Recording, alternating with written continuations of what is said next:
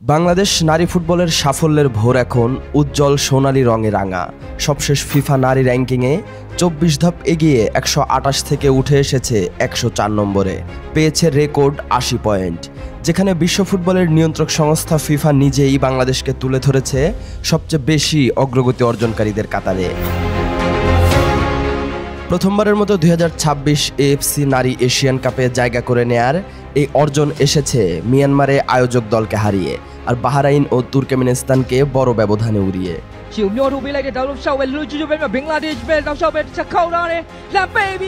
Coach Peter বাটলারের পরিকল্পনা আর খেলোয়াড়দের অদম্য লড়াই এনে দিয়েছে এই অগ্রগতি। কিন্তু এত অর্জনের পরও প্রশ্ন থেকে যাচ্ছে, বাংলাদেশ ফুটবল ফেডারেশন নারীদের নিয়ে কবে দেবে দীর্ঘমেয়াদী রোডম্যাপ? বাফুফে সভাপতি তাবিথ আওয়াল জানিয়েছেন, খেলোয়াড়দের আন্তর্জাতিক লিগের সুযোগ, স্পন্সরশিপ বৃদ্ধি এবং নারীদের জন্য আলাদা ফুটবল কমপ্লেক্স প্রতিষ্ঠা এখন অগ্রাধিকার।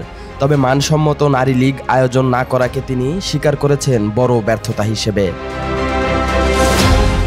যখন মাঠে সাফল্যের ধারা অব্যাহত, তখন স্থায়ী উন্নয়নের পথে দেরির সুযোগ নেই।